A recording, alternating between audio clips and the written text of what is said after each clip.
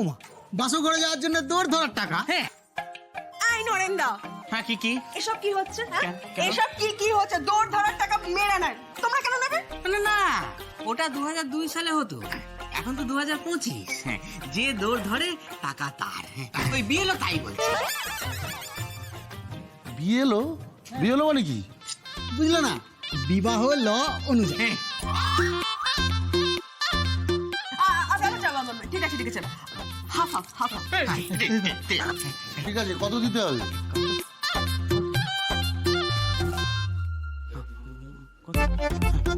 সরাও, ভালো করে শুনবে।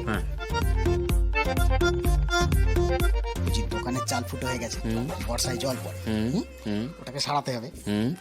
আর এই নিজে টাকা পাবো, ওখান থেকে আবার ওদেরও ভাগ দিতে হবে। তাই যা বলবে বুঝে শুনে। 50,000 টাকা। 50,000 হবে না, 5,000 দেবো। এই 5,000 দেবো মানে কি? না, অত কমে হবে না। আচ্ছা ঠিক আছে, না তোমার না আমার, 45 ফাইনাল। শোনো, হ্যাঁ কি কি? কালকে তোমার দোকানে রেড হবে। হ্যাঁ, আর ভেজাল মাল ধরা পড়লে প্রথমে লক আপ, তারপর জেল।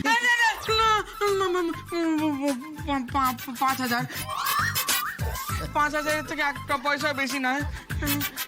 হ্যাঁ ঠিক আছে, আমরা রাজি। রাজি মানে কি?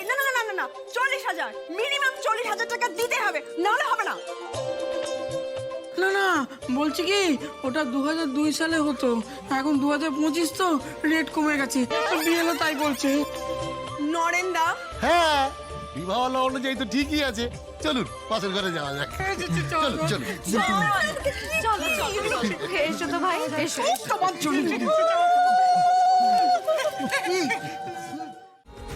আরে বিয়েটা যদি নাই করবে তাহলে তাহলে বিয়েতে রাজি হয়েছিল কেন? আমি জানতাম না তো। কি জানতে না গার্গী, কি জানতে না?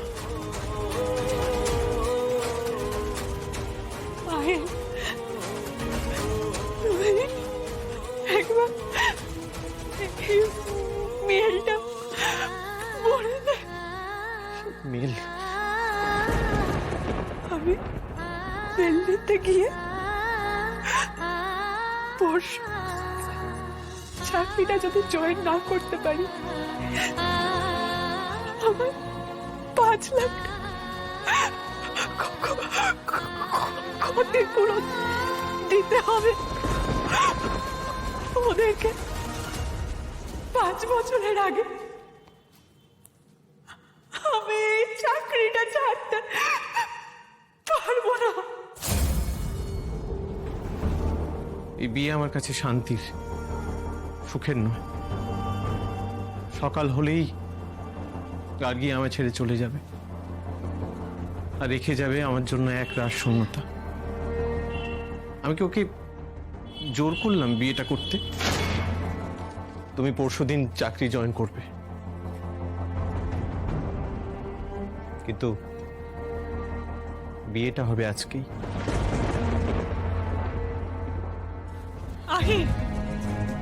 কিন্তু আজকে এই চাকরির কারণে যদি তুমি বিয়েটা ভেঙে দাও না, তাহলে আমি এটাই জানবো যে আমি একাই তোমায় ভালোবেসেছিলাম, তুমি আমায় কোনোদিনও ভালোবাসো। আর সেটা আমার জন্য খুব।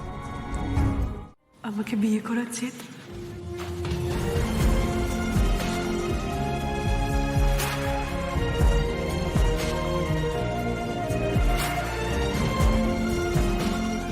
তুমি এমন সময় জেদ করলে যখন আমি নিয়মের বেড়াজালে আটকে পড়েছি। একা থাকার পণ ভেঙে যে বেরিয়ে আসবো, সেই উপায়ও নেই আমার কাছে। 5 লাখ টাকার পণবন্দি হয়ে গেলাম।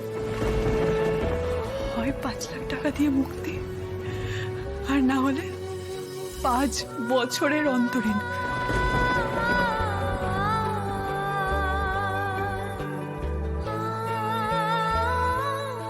তুমি যখন গাড়িতে যেতে যেতে বললে না যে তুমি দিল্লি চলে যাচ্ছ, তখন আমার মনে হয়েছিল আমার জীবন থেকে না সব কেমন হারিয়ে যাচ্ছে।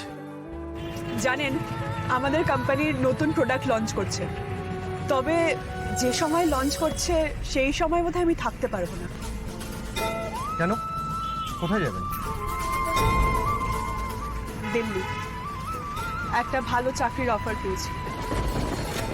আসলে আমি যখন অনলাইন ইন্টারভিউটা দিয়েছিলাম তখন আমাদের অফিসের সিচুয়েশন খুব একটা ভালো ছিল না, বন্ধ হয়ে যাওয়ার মতন জায়গায় পৌঁছেছিল। জানেন, কিছুটা ইনসিকিউরিটির জন্য আমি জব খুঁজছিলাম, তখনই এই ইন্টারভিউটা দিয়েছিলাম। ভাবতে পারিনি এত তাড়াতাড়ি পেয়ে যাবো জবটা। আর তখনই আমার মনে মনে এই জেদটা তৈরি হয়েছিল। তখন আমি প্রথমবারের জন্য রিয়েলাইজ করলাম যে আমি তোমাকে কতটা ভালোবাসি। সেদিন তোমার সাথে আমার রাস্তায় দেখা নাই বা হতে পারত, তুমি আমার গাড়িতে নাই উঠতে পারতে, আমাকে কথাগুলো নাই বা বলতে পারতে, নিঃশব্দে চলে যেতে পারতে, কিন্তু তা তো ঘটেনি। সেগুলোই ঘটেছে যেগুলো যেগুলো হওয়ার ছিল।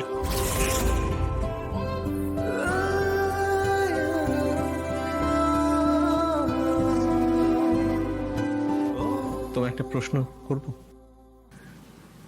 বলো। আমি তো তোমায় ভালোবেসে বিয়েটা করেছি, তুমি? तू साथ है जो हर मोड़ पे तो फिर रास्तों की क्या फिक्र। দায়িত্ব নিয়ে তোমার ভালোবাসার দায় মিটিয়েছি। दूर यारा ভালোবাসার একটা দায় থাকে আইর, धूप छाँव আর সেই দায় না মেটালে हम सफर সারা জীবনের মতন দাগ রয়ে যায়। আমাকে আটকে দিয়ে